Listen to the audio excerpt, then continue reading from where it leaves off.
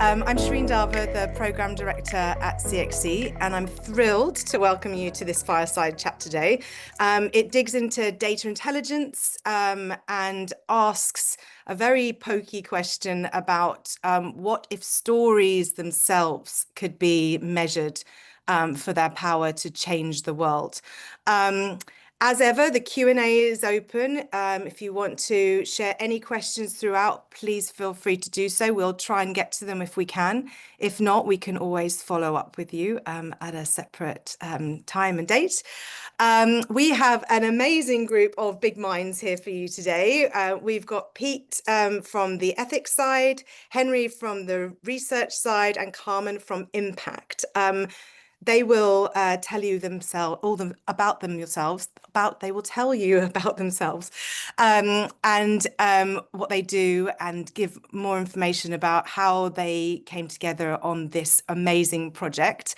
What I wanted to just cover off first is a little bit about what Maai is and how it relates to data, and sort of why it is in the world and how it came to be. So climateXchange, as some of you may know, look at the needs gap of what are the differences between what audience needs and what are the actual newsrooms are providing. We've uncovered something called the climate paradox, and that basically shows that this gap is getting bigger and bigger and bigger between the exhaustion of how climate is being reported and how newsrooms actually approach this and what their objectives are in the world. For this reason, we look at climate slightly differently. We do it through a cultural lens. So really driving forward a movement called climate culture journalism, which looks at joining the dots between climate and the everyday. So really bringing it into the lives of people on a daily basis. And this led to a really interesting large question around what if the gap between climate and culture could be bridged with technology or with data to better understand and optimize the effects of our narrative and how we report on climate in the world. What resulted from this was the most comprehensive database of over 3.8 million lexicon filtered source records. And this hopefully is the backbone of two key products that we're looking at, two key tools. One is called Maai Researcher, which will allow open source access to those records for research purposes. And then Maai Scores, which looks at how to score the potential impact and the optimization of climate stories in the world, as well as acting as hopefully a brainstorming tool for looking at all of the beautiful intersectionality between climate and culture. Just very quickly, the tools are intended to really achieve an understanding of how to encourage research into news product, services, and media development. They're looking at this intersectionality, as I mentioned, and really they're trying to prove that their narrative has an impact directly in society, which is really important to us. There'll be hopefully hybrid tools. So as I mentioned, open source, but there could be a hybrid approach, and they're for all of you. So whether you're working in journalism or media comms, journalists, editors, strategic leads and organizations, they've been developed and are being developed with you in mind. They've been developed with a great team, as I mentioned. We have three of them with us today. They're a diverse team from the ethics side, from machine learning and AI, data scientists, research and insights, and strategists based in UK and Africa. So we'll spend the next 75 minutes or so digging into what it means to build relevance in climate comms, how data plays a role in that, how we not compromise our principles, but we expand our approach. So wherever you're joining us from, welcome, and let's jump into it. So I want to hand over and let this great team introduce themselves. So perhaps maybe we'll start with you, Pete. Please introduce yourself And I just want you to dissect a little bit around what you think climate narrative intelligence is. We use that word a lot, but from your perspective, what does it mean from how it could influence news and media engagement or climate products and services? Over to you, Pete. Good morning. Good morning. Well, firstly, thanks for inviting me to take part in this conversation. My name is Pete Trainer. I have worked at the intersection of design, AI, and big data for almost 25 years now, which is kind of scary because everybody is talking about AI like it's this big shiny new thing, but data science industries have been pivoting around this for a long, long time now. In the last 10 years or so, I've lent much more into the ethics of data and behavioral manipulation. I've done a lot of research and written some books around the impact of smart technology and data on people's behavior for good reasons and bad reasons. Shireen approached me, 2 years ago now, and talked to me about this particular project. My first reaction, if I'm allowed to say this, was almost allergic, which was, I don't think I want to be involved in something that is potentially a manipulation of the media. However, what that led to was a really great conversation about how it could be done if there was a very good ethical framework in place before the the dissection of the news and the media and the scraping of the content took place, so that whatever was used in the products and the data set is actually from a very ethical grounding right from the beginning. So we developed a ethics framework for the project right from day one. So ethics by design was a principle. I was really delighted once I'd got over my early hesitation to get into that. I think in a weird way, I think I've just answered your question indirectly. For me, what we have to be really careful of is that we are treading a line now between manipulation and positive impact in any kind of news and media. If data is involved in not just measuring but also recommending, and so we know that there needs to be a huge amount of work done to make the climate narrative more positive, have more impact, show that there are actions that the everyday human being can take to have, to contribute their own steps towards change, as well as governments and companies and big businesses and so on and so forth. So I think there is a really interesting positive opportunity for this kind of technology to change the climate narrative in a good way. But I'm here to really make sure that we're sort of doing that in a way that is not manipulative to the masses. Like, we don't want to nanny people. We want to make sure that they know the upsides as well as the downsides. So it's a really, really exciting project, which we'll dig into a bit more, but that's my take on it all and why I'm here. Amazing, thank you. And the ethics is one of the pieces that has led the philosophy behind this, almost, in terms of how we've approached it and how we look at that. So maybe, Henry, you want to pick up on that a little bit and how that's affected the research, and also just introduce yourself and a little bit about what you think climate narrative intelligence means. So welcome, good morning. Good afternoon. Good afternoon. Sorry, yes. No, thank you. So joining from Eswatini, and thanks so much, Sharon, for inviting me to be part of this panel. My name is Henry Count Evans. Who am I in this project? I'm the project co-lead and lead data scientist, and which means if there's anything wrong with the data or anything that you see, I'm the person to blame the most. But anyway, the report is robust, and thank you, Sharon. I think climate change is topical now, and I think it has been told from the science perspective for too long, and then it moved into politics. So when you ask us what does climate narrative intelligence mean, I think it forces us to shift our thinking, and I think that's what the report has reflected. That we need to be thinking about climate narrative intelligence in terms of, number one, I think simplify things, move away from the science, and like you said at the beginning, engage with the everyday lives of the people with experience. how are you able to bring in culture and technology solutions and hope into the narrative in a way that allows people to be able to understand it from their experiences, not detach it so much from the everyday realities of ordinary people. So when you look at the report that I think most of the people that are in this meeting have seen or are going to read, see that we tried to understand it not just the stories, but stories are stories anyway, but we tried to look at each story as a data point. And for me, I think that's the most critical part. I mean, as someone who comes from a data science and digital transformation background, I want to see those small but very influential sensors that we build in the stories from the beginning. So does the story reflect the experiences and context of the people that are going to read?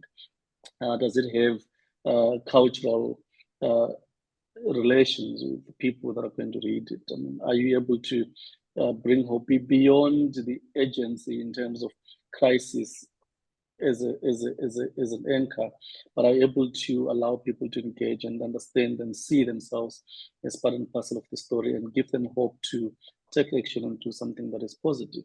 We are all here, we're all affected, but we need to speak about climate change in ways that are going to allow us to take action beyond the meetings, beyond the coverage. What is it that people should be able to do in their local context, and together have this incremental but robust collective action? No. Yeah, thank you. Yeah, that's amazing. And we can totally just emphasize with some of the research that we've looked at that this doom and gloom and fear that's currently leading the narrative is not necessarily the one that can actually affect the most positive impact, which is a perfect segue to introduce Carmen. Welcome, Carmen. Maybe you can elaborate a little bit more on that. And again, the question around what does climate narrative intelligence mean to you? Welcome. Good morning. It is morning for you, I think. It is morning for me. Good morning, everyone. Thank you so much for having me. So I am Carmen Iquara, Impact Lead at climateXchange and Research Associate at Maai.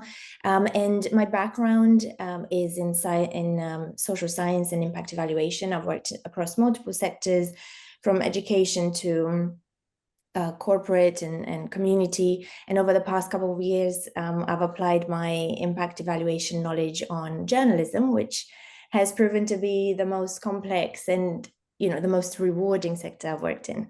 So in terms of climate narrative intelligence and what that means to me, having learned a lot from the team here with us today and the team in Eswatini, it's really the data or the evidence necessary to inform decisions about the right ingredients needed in the climate stories, in order for the climate stories to build engagement with real people and to leave them feel empowered. And then once people feel empowered, they feel there's a better chance for them to make decisions that are better environmentally, socially, so it can lead to positive change. They think differently, they may adjust those day-to-day decisions, and eventually they change behavior. Because impact is quite difficult to measure, especially in journalism. But I think it's even more difficult when journalists haven't been intentional with creating stories that have potential for impact. Right from the very beginning, when they design, when they brainstorm, when they research for the story, before they even wrote their first word, or mentioned their first word. So having access to a robust and ethically built climate narrative intelligence or data, learnings, it's not just going to help journalists measure impact. That's not what Maai is doing, to measure impact, but it will help them build a story in a way that has the highest potential for impact. So I think that's the biggest opportunity, and would love to get into it over the next hour or so. So thank you again for having us. Thank you. It's very interesting. You've all touched on keywords around sort of, agency, action, empowerment. informed decisions. And then the one sort of thing that comes over the top is this intentional creation, intentional research, intentional looking for impact and what you're intentionally seeking to change. And so I just want to ask you, with the Maai research over around 7 million stories, and then obviously we cut it down to 3.8 with the lexicon that was on top of that.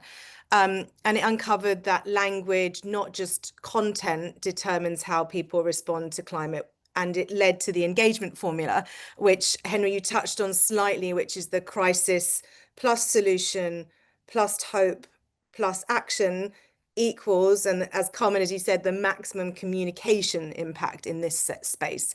And that's what the research looks at. So how, what do you think this looks like for how journalists should frame stories? We looked at sort of moving from urgency to agency as maybe a new standard. Henry, do you want to take that question first, like maybe on the framing and what the research sort of uncovered in terms of the importance of that? So thanks so much, Shireen. And I think you raise a very interesting point about language, and that it's key that we just don't look at the content, but the language that we use in the content is critical as well. So I'll try and take you through the steps. So when you look at climate change as a discourse, I think it has evolved over time, but its evolution has been characterized by a lot of technical jargon. It's been characterized by actors and sponsors that are coming from academia, especially people in biology, in geography, and all that. So journalism by its nature relies on sources. And a lot of times journalists, because number one, they don't quite understand the science, especially in the early years after Rio de Janeiro 1992. So at that point, you get a massive reliance on science. So they'll just get these big words, quotes, and just throw them in there. And yes, those were stories. Those were beautiful stories at that time, but were they connecting with the minds and the hearts of the people? Obviously, no. I think that's why over time, if you still ask people today the understanding of climate change, we still see that there are gaps because the media has not sufficiently managed to communicate this. I think what you see in the report is that in the early years of climate coverage, maybe up until around 2010, 2012, we have a lot of people that still write inaccurately about the science. That's one major challenge. But you don't want to blame journalists for this. Remember, we are not trained scientists. We are journalists. And at times, we are bound to make these mistakes. We're bound to trust and believe the stuff that we're getting from scientists. So we needed, number one, to evolve and understand the science as journalists. I think that is happening, that has happened. But what then happened after we understood the science is that we started reproducing the same science jargon that scientists were using. And we detached ourselves, I think, even more from the communities that we're supposed to be talking to. So the languaging part for me is very critical. But moving beyond just language in terms of technicality in the jargon, but language in terms of the ability to, number one, deal with issues of distance. I think Simon last week raised a very interesting point, and I'll try and mention it here. I've used a big term before called distantiation, language that distances us from what's happening. So it's a problem happening elsewhere. It's not our issue. Of course, again, that's due to sourcing patterns. But also, we create distance by using language that people do not associate with. So we speak about climate change adaptation in ways that ordinary people don't have an idea of what you're talking about. We've built distance between the story and the people.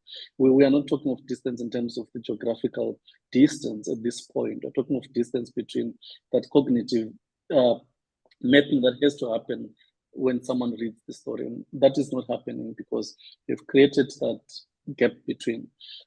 Secondly, language in terms of are you able to speak to the context and relate it to the everyday language of the people.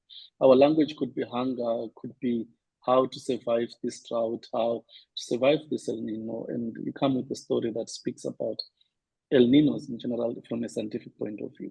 And you don't give us hope to say that this is what you could do, this is what experts say you could do to alleviate maybe droughts or to get better crop yields and all that and all that. So the language and the way we frame our stories is critical. Maybe just to wrap up. So what we find in the report is that framing is very critical. Why is it critical? It's because the more you rely on science, you are going to use scientists. You go to politics, you use politicians. You go to business, you use business people. And that has led to the reproduction of discourses and narratives that are very elite in their nature. So that's problematic. But when you're able to speak to cultural issues of justice, issues of the everyday living conditions of people that go to bed without having to eat anything because there's nothing to eat, people whose families and communities have been wiped out by floods, that becomes emotional. So you begin to build emotional tone into the stories that you're writing. So writing stories becomes one, journalism, number two, emotion, number three, it also becomes an issue of building that intertwining of different senses that you're putting in there so that you're able to relate. So framing culturally means that we're able to move beyond science, business, and economics, and we're able to move beyond elitism in climate journalism towards the ability to speak to issues and experiences of people that matter the most, the people that have to force action to happen, even if it's at a political level. So you want to bring solutions language. Don't leave us in despair. Don't just shock us and leave us. Tell us what we can do. And you can only do that if you understand the context. And this is where it's very challenging. How do you manage to bring a solutions frame, a cultural frame, a hope action frame in one story? Sometimes we are human, you miss it. But I think for me, that's why we need Maai. Something that's going to tell you that, you know, this story is very good, but it could be strengthened if you were to add this frame, or if you were to add this context from this particular story, or add this context that relates very well with this particular community. That for me is intelligence.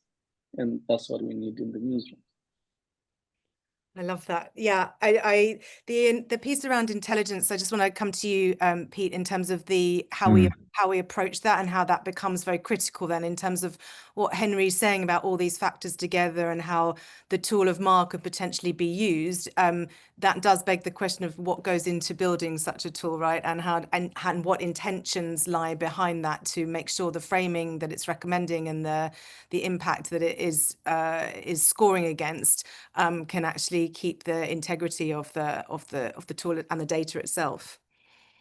Yeah, for sure. I mean, I got to echo everything Henry said. He's the boss on this topic, and he is the boss on this topic. I've had the absolute privilege of learning a ton by osmosis. I think there's a couple of things just to add, and then we'll talk about like the problem with this kind of data, potential problem with this kind of data is, you know, Henry was saying journalists are also influenced by what they read and are sort of engaged with as well. So there's a sort of inherent bias in the communities of practice around this topic, and also, you know, there's a north and south language. There's cultural differences in the way that stuff is reported, and also the way the content is pushed out into the world, and we have to try and bring some of that back into this. I mean, one of the things that we were talking about right from the beginning was of this project is by consuming vast amounts of historical journalistic content that have all of the problems that Henry has just highlighted, we're actually creating a giant sort of version of the world as it was, and so the world as it has been. That is a problem that comes, but it's also a massive opportunity to learn.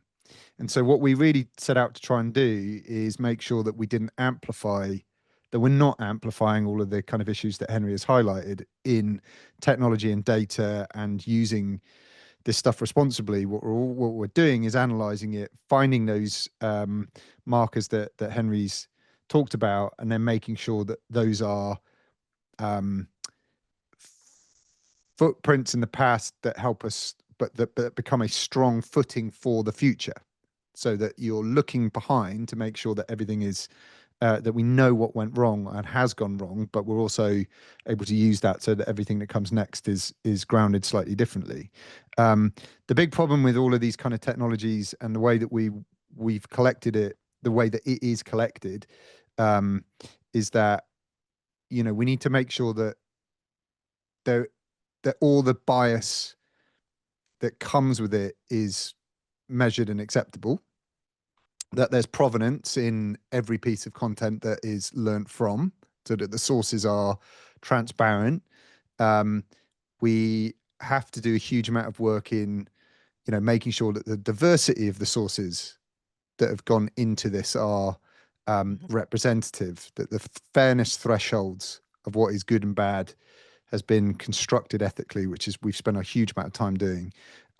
We have to make sure that the explainability of any output, but also the explainability of any input is really, really solid, and a lot of effort has gone into doing that as well. And we can talk about that a bit later on.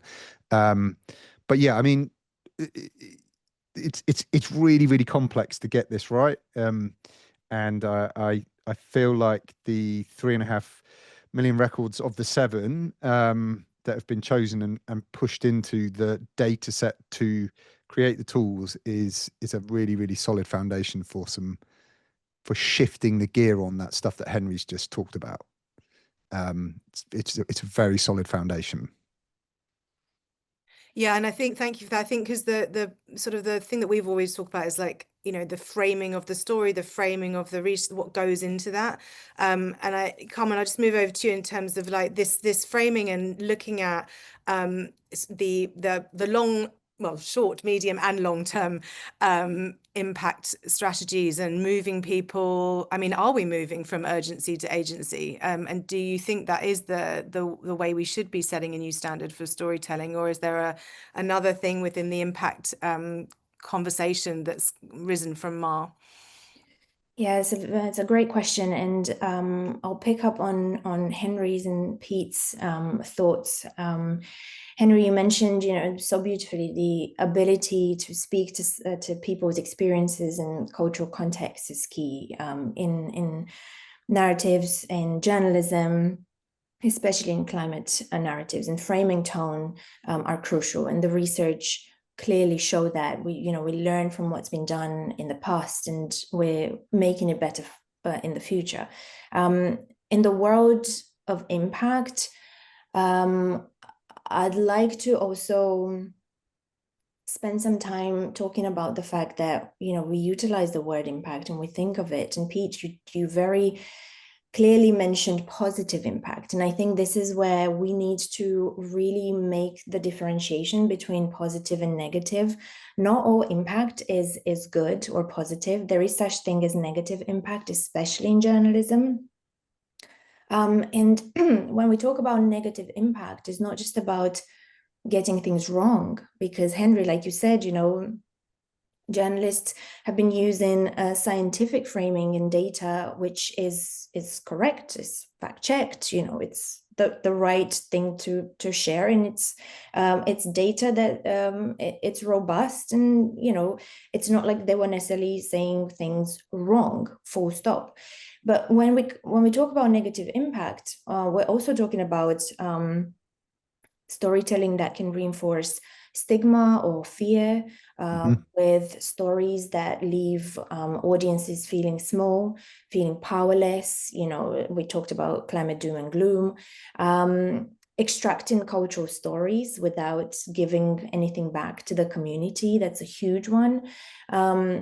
Flattening nuance in a rush to meet deadlines or platform trends. And we know this is something that unintentionally happens, especially in the world of digital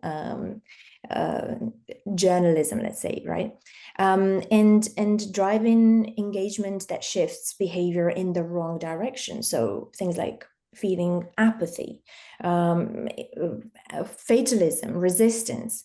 So if we're talking about climate narrative transformation, I think we need to ask ask ourselves, what kind of impact are we aiming for? And what kind of impact are we willing to reject?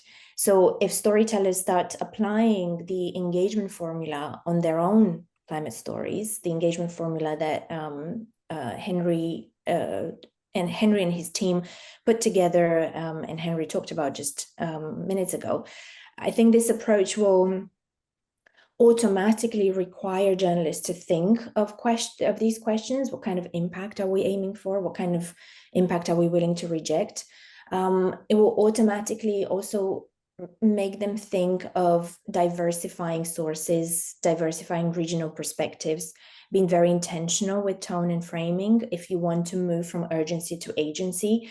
And I think that's an important move to take place, again, because there is such thing as negative impact, and we need to make sure that we are creating stories and we're sharing information. You know, we create an emotion that leads to agency, that leads to positive impact.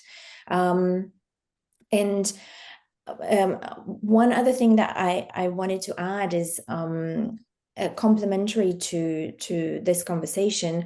At climateXchange, we have something called a climate culture barometer, which is an annual study that essentially we take the pulse of climate culture journalism as we're developing it together. And one of the things that we learned from the baseline survey that we shared with our climateXchange community is that journalists themselves don't feel inspired by their own newsrooms' climate narratives. You know, they themselves don't feel connected. They themselves don't feel like they've made any personal changes as such, or that the narratives inspire them to take changes in the to make changes in their behaviors, for example, or decision making in their long term.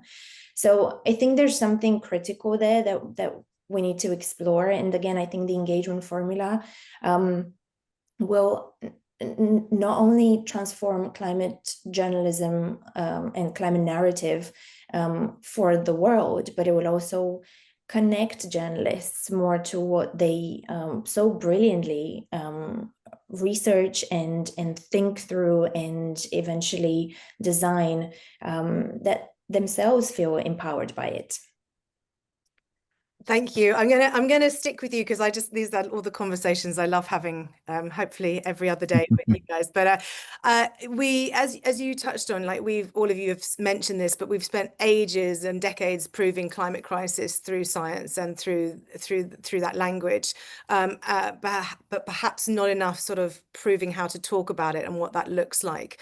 So Kamal, I just wanted to come back to you because you touched on it briefly around how you prove it in actual society. So what does that mean from a cultural infrastructure?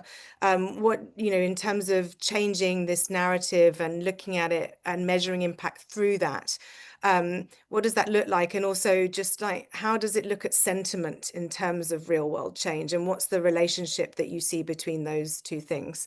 So really about the cultural infrastructure and then the sort of the sentiment piece behind it. Yeah, I think,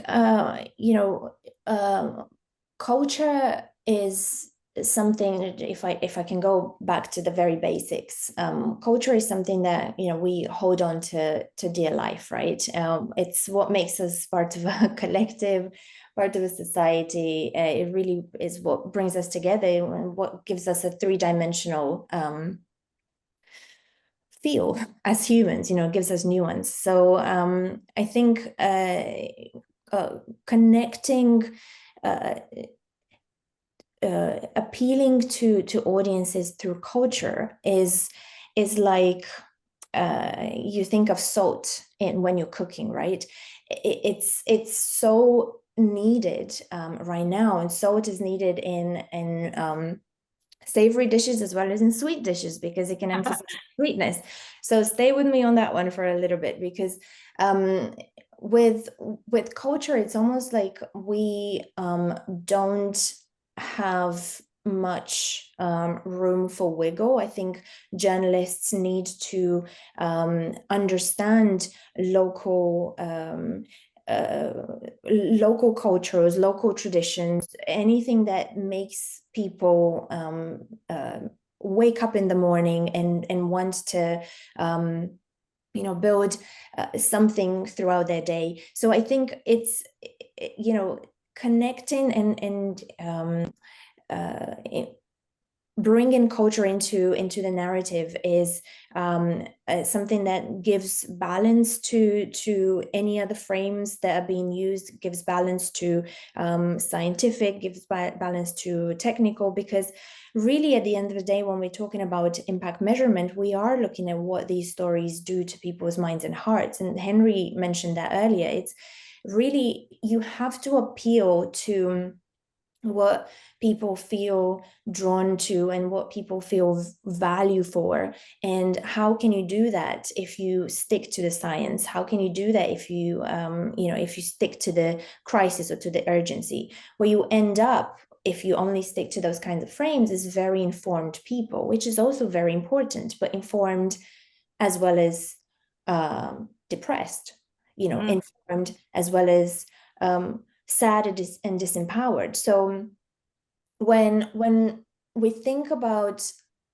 climate journalism and journalism in general, that's the legacy that journalists are leaving behind. That's a beautiful piece of work that can harm or can empower. So building emotion and knowing the audience that you're speaking with, and then building emotion for these people is incredibly important. And I wanted to touch on another research that we've done earlier in the year at climateXchange. We did a study with LSE where we invited over 1,000 South Africans to read climate stories about livestock and beef, but they were framed in different ways. So this was an online randomized experiment with 4 groups, and we looked at combination of scientific frames only, and then science and culture, specifically food angles, that was the cultural element,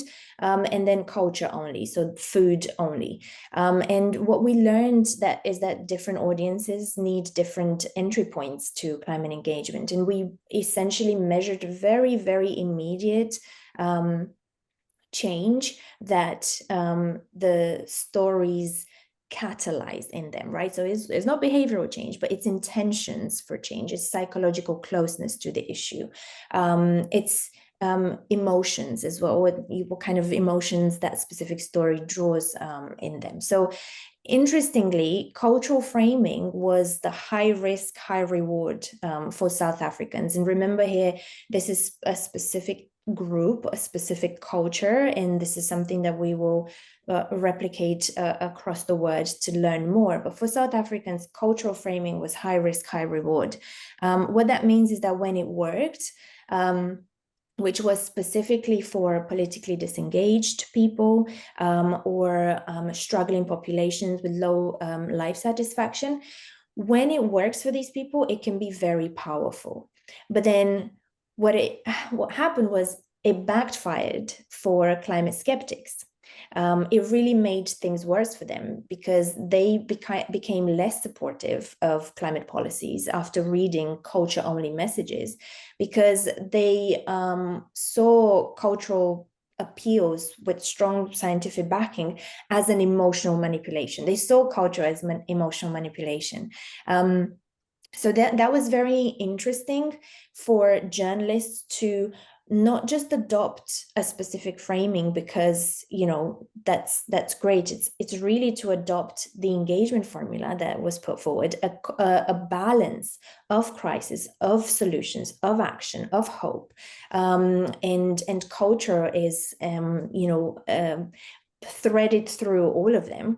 And another finding was that science only was lower risk, but it was lower risk and low reward. It's like talking to a monolith. It's like talking to the general public, whether that exists anymore.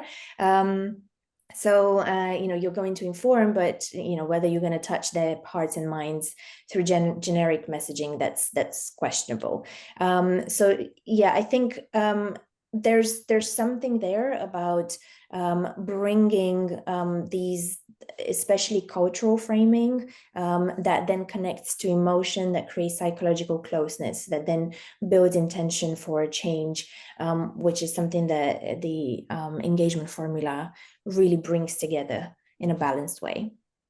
Henry, I saw you nodding along. You were nodding along vigorously there. Do you wanna add anything to what Carmen was just saying? Yes, and I mean it's quite scary. I think the way we need to navigate the road, it's quite difficult. So you don't just do things because there's a book that says you should do it that way. But I think we need to have that balance formula applied. But also apply it in context, not just apply it because we said apply it in context, what is going to work at this point. But I think, again, that's where my scoring is going to be more helpful because it's going to be contextual as well, in terms of telling you that, yes, you need to include this, yes, you need to incorporate this. But I wanted to maybe add more in terms of that cultural infrastructure point that Carmen is talking about. That we need to be able to understand the environment that people live in. That's our job as journalists. Yes, Maai is going to help you, but as a journalist, you have to understand that environment where people live. And then once you've done that, once you start drafting your story and practically you're now planning on how you're going to disseminate it, you want to be able to ask questions. Do we have a particular frame that's overweight or that's underweight in this particular story? For example, do we have a science-heavy angle that we've taken? Do we have a justice-heavy frame that we've taken? Like Carmen said, the more heavy the frame is and you isolate the others, you're likely going to push away some other people. So you want to be able to make sure that there is no frame that's overweight, there is one that is underweight. You want to be able to build that balance. But secondly, you want to be able to say, is there a path that's recognizable for the audience? What does doing something mean for the audience in this particular story? So moving away from just assuming that once they read, they will figure it out. You have to embed it, and deliberately so. Then number three, is there collective agency that you are incorporating in the story? Are you going to leave people individually guilty or powerless? Are you going to empower them? I think Karaman talks about that very critical point of empowerment. And I think what's interesting with the report is that even though we never made reference to this communication model of participatory communication, I think that champions social change and collective agents, we never made reference to that, but the data itself comes out in support of the need for us to have communication that drives that social change. Social change in terms of the collective agents of communities to do things that work for them, that benefit them. So once you understand this, you want to be able to say, number one, now I know the cultural infrastructure of this particular community. If I'm reporting a story about South Africa or Sudan, for example, what are the cultural frames that resonate the most in those areas? So we have found out that different regions have different weights that they put on particular frames. So you wouldn't do very well in the United States with a frame that focuses solely on justice. You would need to balance justice with something else. But in the global South, for example, what we now call the majority world, you realize that there is resonance. So if you talk about justice, people are most likely going to understand that. But you don't want to talk about justice and leave out the science as well, and leave out the technology and the innovation. And you want to be able to give something that's comprehensive, but more helps you understand the regional dynamics in terms of what it is that is prioritized in particular regions.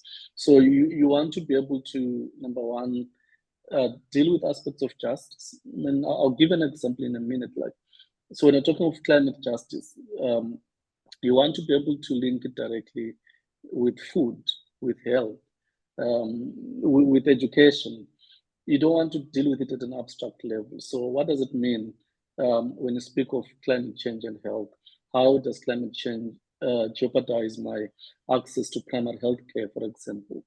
You want to be able to speak to communities in ways that they understand. I mean, they have to be able to understand that this is what's happening to me at the moment. It's not just a policy issue. So if I'm going to talk about education, and there's going to be extreme weather for 2-3 months, I won't be able to send my children to school, or the schools will be destroyed and there won't be education. So you're bringing in those critical factors that it takes away rights.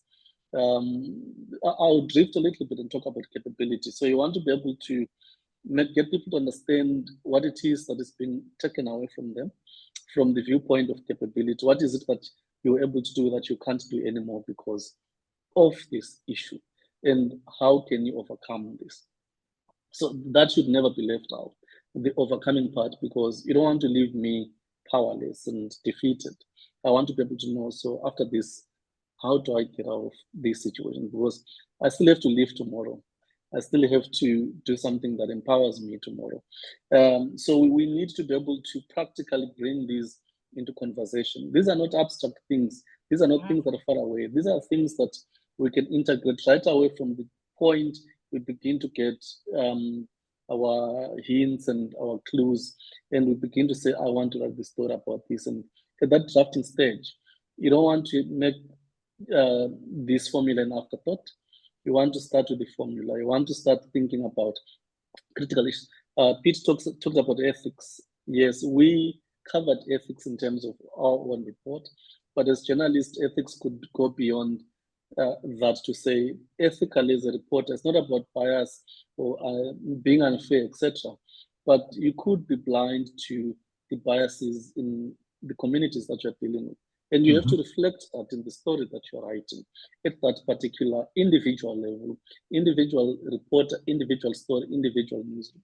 You want to be able to be aware yourself of the things that you have to put into the story.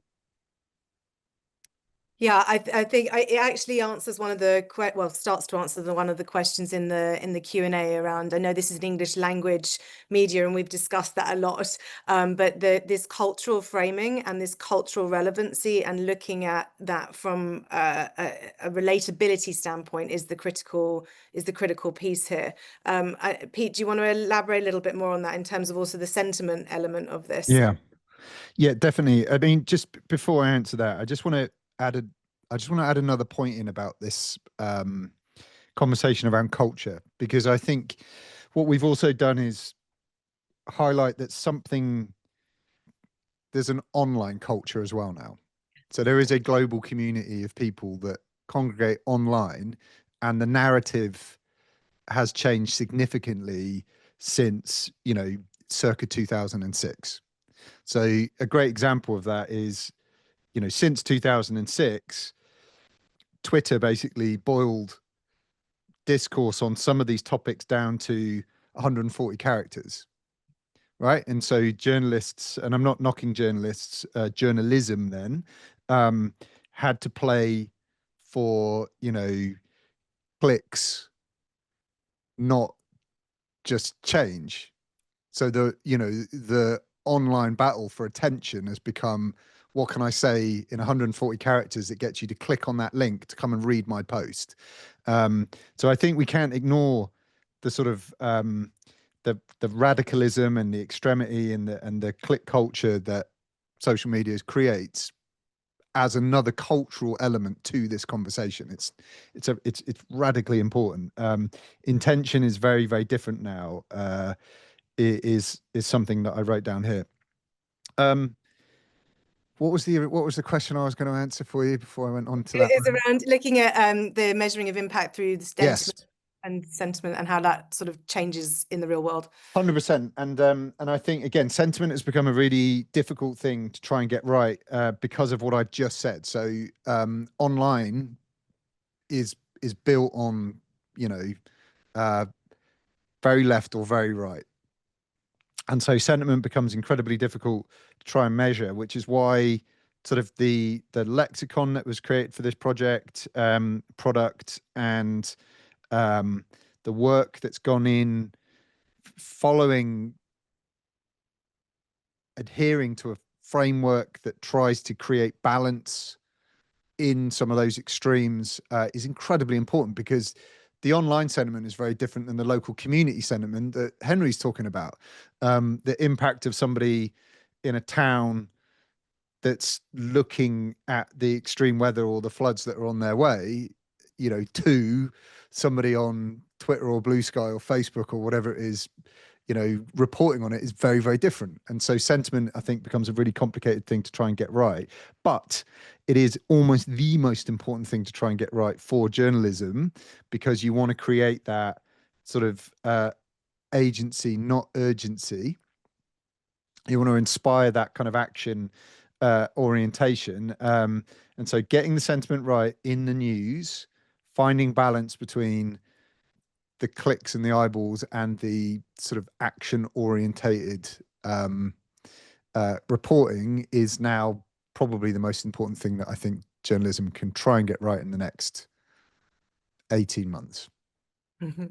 Well, that leads perfectly onto my next gnarly question, which is the future and the direction of climate journalism, which has been sort of at large, it's been questioned at large, and is an ongoing conversation. And so that's why when we talk about sort of climate cultural journalism, for all of the reasons that we've just spoken about, specifically about driving value and real value in the work that we do, I think that's a critical piece, right? How do you create value in the products that we create that matter to people and that resonate? And so how do you all see this relationship between the way that we're using culture, and absolutely correct, the framing of culture in many ways, but also the intersection with the technology and how those two can actually support news media through things like Maai, through research projects, through impact studies, and what might this mean sort of for next generation journos, content creators, you know, news readers. Sort of, yeah, it'd be really interesting just to see what you think. Henry, maybe you wanna go first? Thank you. I was hoping I was going to be the last. I thought you might be. Yeah, but I want to address maybe at two layers. I mean, you're speaking about the inclusion of culture, but also talking about the future direction of journalism. And I want to briefly talk about, I think, the major in general philosophy behind it. If you get it right, you're going to get it right in terms of retaining readership as well. So I'm now speaking about the business model of journalism, and we know that currently journalism is dying, not the craft itself, but we are losing more and more of the people that we've depended upon to read our stories. I mean, the attention span, the competition for attention is so huge. But at the same time, the need for information and correct and relevant information is high. But we're just not getting the match between satisfying this increasing demand for accurate information vis-a-vis the increasing lack of attention that we're getting from the people that are supposed to consume. So if you have to think of the formula that we've put forward, it does certain things. I mean, I'll talk about this in terms of reinforcement feedback loops. It guarantees, number one, that your stories are relevant, they're context relevant, they're relatable to the people that are going to read them. And what that leads to is that you're going to have a loyal readership, people that you're going to have trusted journalism. You're going to have people turn to you whenever they want to learn something about climate change, or they want authenticity and originality and relatability in understanding particular concepts. They'll come to you. And that obviously means that you get to get more people to share and talk about you more and talk about your stories more, which means you get to get more readers, more people. And that's a very interesting feedback loop that I think if you sketch it very well, you're able to see for a long time that you're able to generate, number one, readership, sustain and maintain it, increase it, and also that could lead to increased revenue. So in terms of journalism sustainability, this formula works beyond just talking about climate change now. So when you're thinking of the future of journalism and the direction that journalism has to take, journalism has to be about the people, to be relatable, to inform, and to lead to change. So that's why we have those those aspects of hope and action. Journalism has to lead to action. There has to be something that I know, that I understand after reading. I have to know what I should do next after understanding and reading a story. I should be empowered after doing what you said I should do. So journalism has to be practical. It's not just writing stories for the sake of stories. So we need to be at that level and be able to know that when we do this right, when we get it right, we're also making sure that journalism survives. And we need journalism, I think, in this world that's too driven by populism. Like Pete says, I mean, the world at the moment is either you're left or you're right. And there's little room for, I wouldn't want to say we need to go with rationality because it's problematic itself, but there's need for journalism that's going to come in and bridge the gap and begin to have people that can come together for common purposes, for the sake of humanity, after all, for people. Yeah. And what do you think, where do you think technology plays a critical role in driving that? So that's quite interesting. I'll answer it in two ways. One way that's me, the real me, and one way that is what I hope to see. So technology, I mean, for example, what we are trying to do now allows you to move away from what I'll call just dashboards as a newsroom. So you want to move from dashboards to decisions as a newsroom in general. So what that means is that you just don't want to say which stories are being read, like Pete talked about the clicks and the metrics. You want to move away from those dashboards, but you want to be able to say, we want to be mission driven as newsrooms. We want to be audience aware as newsrooms. And technology allows you to have that precision. So you want to predictively maintain the audience by proactively giving them content that works for them. And you do this through data-driven decision-making processes that take place before, during, and after you have published a story. You want to have Maai or another tool anyway to give you that narrative decision support system. Where now, of course, we don't want to replace editorial judgment. That's a reserve for humans. We still want humans to be able to do that. But we want to be able to say which frames are dominating this coverage.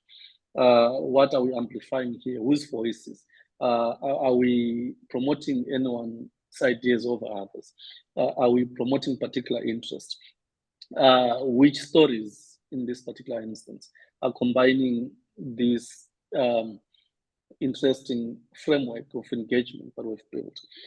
How is this story that we're doing manifesting all the elements of the story that we need? And that's technology that's allowing you to make decisions, but decisions that are robust, decisions that are informed, and decisions that are meant to serve the people. So technology is key. Of course, we need not to be carried away. I think when you think of the current conversations in newsrooms, people are talking pessimistically about AI and all that. I mean, that's understandable. Like Pete says, it's going to get worse. But at some point, we need to be that change and that gap that builds technology. That's number one, taking all these concerns very seriously and building tools that are going to bridge and be that hope that newsrooms need. So yes, there is credence to all the accusations that people give. AI hallucinates, AI amplifies bias and all that. So we need technology that is ethical. At the base of it, we need technology that is built for purpose, technology that is ethical, technology that serves the people. But that still leaves people with the room to make decisions. Yeah, absolutely. And we talked about this a lot around how, eventually, AI reaches the glass ceiling of what it is to be human. And the human condition is something that journalists know inside out, and that ability to look into that. And I really love what you said, Henry, about the creating that bridge and the discourse to look at the places where it doesn't you know, we've almost forgotten what it's like to have a conversation and a debate with someone who you might not necessarily agree with. And isn't it that in the richness and fabric of life that you learn from other people and other perspectives? But you do also touch on what that means from an ethical standpoint from technology. So Pete, I wanted to pass it over to you, just to build off what Henry was saying. Yeah, there's a really interesting analogy that I've been using for the last couple of years. And it applies so wonderfully to journalism. It was about, I think it was 2006, a bunch of scientists confirmed that they'd identified 8 wild growler bears, right? So these are grizzly bears and polar bears that had created a hybrid type of bear because of climate change overlapping their territories, right? So polars were coming south into grizzly territory. So there are these new hybrid bears. Now, I use this as a really interesting analogy, a climate change analogy, because journalists and academics and researchers can't get away from using technology now, right? So we are hybrids with technology. So we are, you know, the growlers. We're not going to go back to the old ways of doing stuff. It's not happening. You have to embrace that. You have to accept the fact that, you know, everybody's going to be using AI at some point to check, critique, help write, you know, mark, do whatever it is.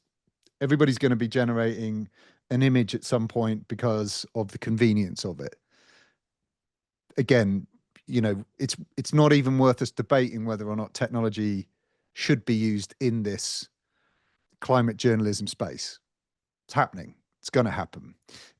So we're hybrids, we're centaurs with this technology. So the trick now becomes making sure that the technology that's used is underpinned by really, really solid data frameworks and an approach that makes sure mistakes are caught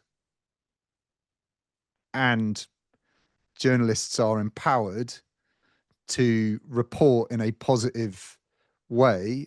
And so that's, you know, again, why I think the ethics around this stuff becomes really, really important, because the other thing we debated at length right from the beginning, before even, you know, code was created for this, is like, whose opinion is right? Yeah.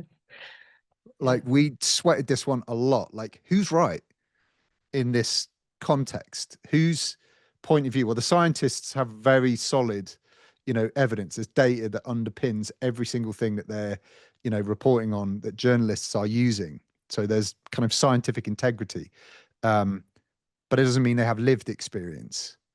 So there's a different perspective that the scientists sometimes lack, that the journalists sometimes have, and so on and so forth. So this is not about, so we had to create technology that's not about influencing one way or another. It's about creating objectivity that's underpinned by best practice, or, you know, terminology that works because it inspires. We've also talked a lot during this process about this idea of data set drift.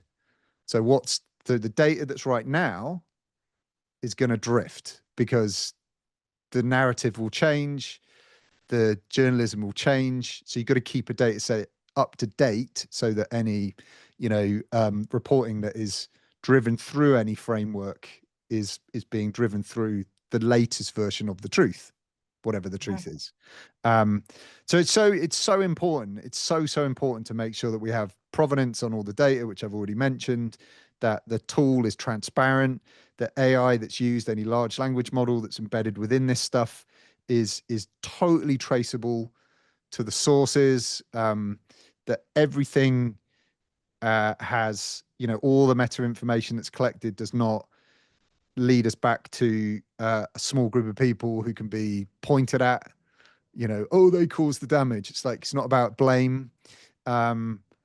And, you know, making sure that the model that's used behind any of this technology is fair and accountable. And that's where I think we've got to, and where this is very different than anything that's been done before. It's all entirely traceable. It's all very, very balanced. It doesn't pick a side.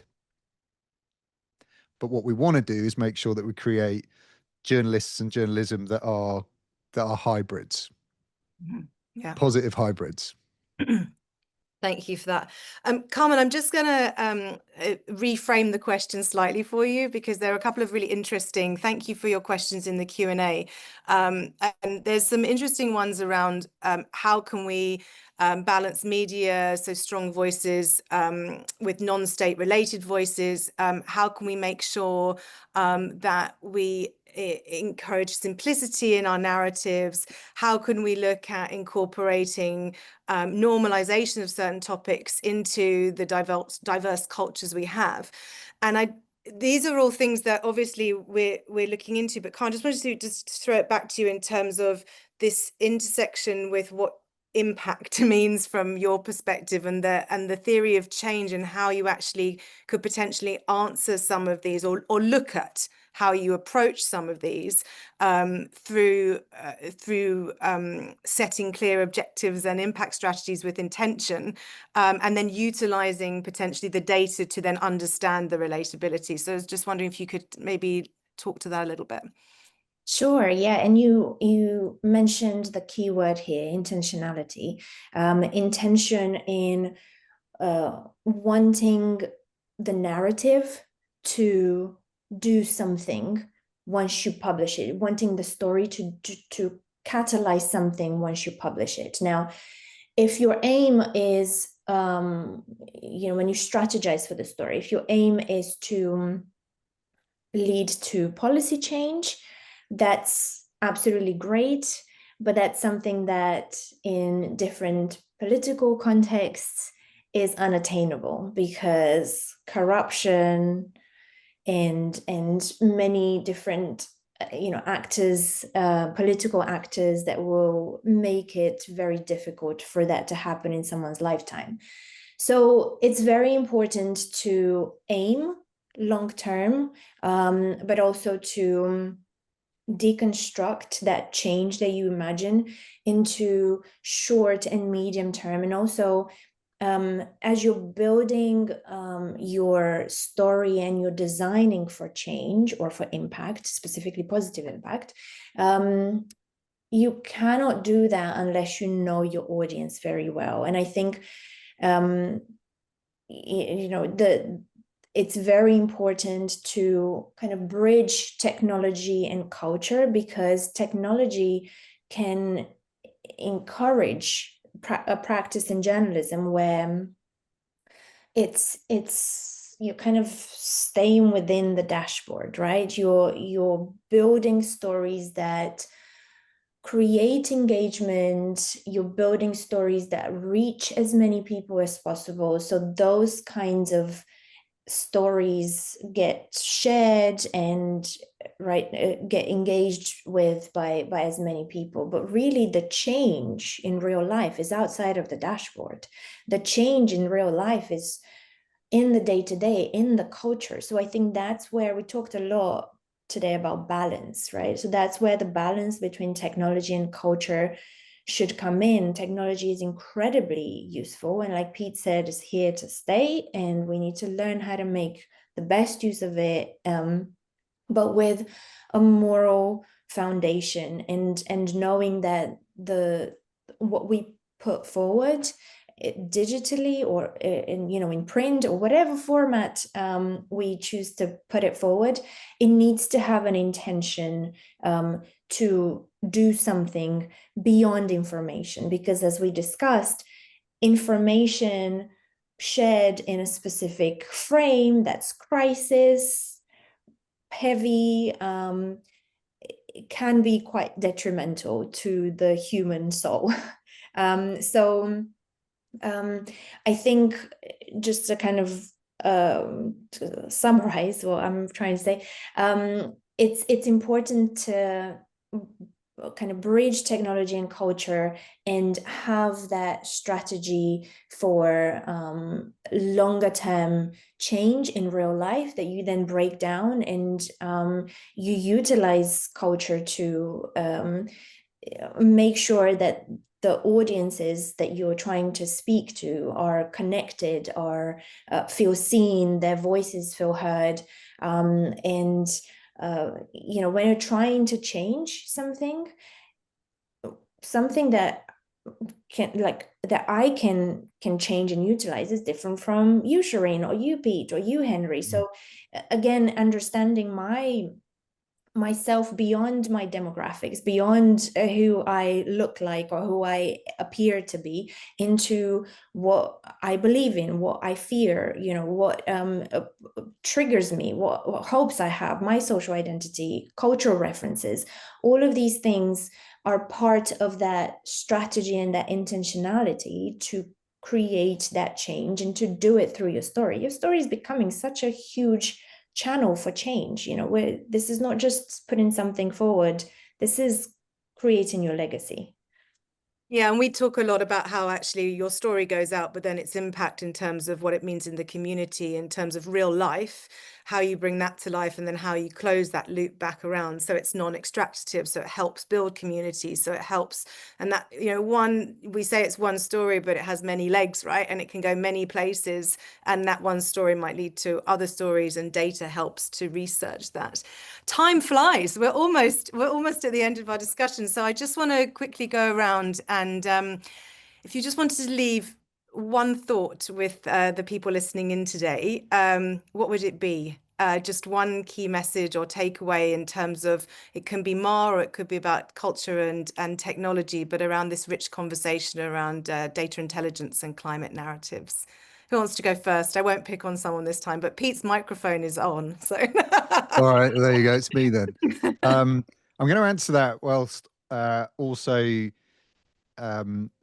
answering or nodding towards one of the questions in the chat, right? So I'm feeling really optimistic after this piece of work and the next pieces of work that are going to come out of this, that technology can have a hugely positive impact on this problem. Now, there was something that was asked about culture and how do you make this relatable to different types of people. Well, actually, a lot of this type of technology, AI, has been used in advertising for decades, programmatically, to flip the messaging of an advert to appeal to different demographics, audiences, countries, like in sort of automagic real time. Like, it's very cynical, but it's been used very positively or negatively, whichever way you look at it, for decades. And I think right now we're on the edge of technology being able to fix some of those wrongs that have happened in this space for the last kind of 10 years or so. So it's a very, very exciting time to be launching something like this that can have a very objective impact on what we do next. Yeah, so I'm so buzzed about this one because it's the right time to do it. I am too. And I believe that. I think it is about optimism and not just hope alone, but optimistic change, what we can actually do with agency, with intentionality. Carmen, one thought to leave people with? Yes. I think as we are expanding this conversation around real change in the real world, and we utilize impact as not just a buzzword, but something that we are really working very hard and very intentionally to reach. I would like to leave everyone with this thought that negative impact is real, especially in journalism. Journalism can drive change in all directions. It can build trust, it can break it. We've seen it multiple times. It can surface local knowledge, or it can completely erase it. It can, open people up. It can shut them down. So utilizing an evidence-based and evidence-driven and ethical climate narrative intelligence platform like Ma can help journalists transform narrative that avoids this negative impact and helps you build stories with that high potential for positive impact. So I'm excited for the next months and years ahead. Henry, is excitement keep going? Yeah. No, so thank you. I think from me, it's not a lot, but I think the way I think about impact and culture is that the way we talk about climate change itself, the way we write about it, is infrastructure. It's a form of infrastructure. But what we've seen, what we've learned from from the report is that we can deliberately design this infrastructure. We can design it by using the winning formula that we've established there. We can make it accountable. We can build accountable journalism, like Pete said. We can build journalism that's ethical. We can diversify our stories. Who tells the stories? Who gets to define the stories? So we move beyond just documenting the crises that are taking place due to climate change. And we can use that to begin to actively shape the way out. And I think this is where we are. With all these COP meetings, all these meetings that are spent, we spend so much money. There's just one objective: to get out of the problem. We could be the starting point with less money, of course, used, with less fossil fuel spent flying to conferences, but using technology and our ability to tell stories better. Yeah. Thank you so much to all of you. I could keep talking about this for forever. Thank you for your questions. Thank you for being here. There was one question around what does Ma mean? Ma means it's Finnish because our parent company is Finnish. Suli is our parent company, and that means to the depths. Ma is earth and ground, and the I at the end is intelligence. So it's earth and ground intelligence for those that wanted to know. Thank you once again. If you want to get in touch with climateXchange about any of these conversations, more about the report, about impact, or you want to speak to Henry and team about the research directly because you've got bigger questions that we couldn't cover off, or you want to speak to Pete about ethics, please contact us and we would love to hear from you. And together we can hopefully create this optimistic, intentional and discourse-rich conversation around climate. So I thank you all very much. Have a lovely day.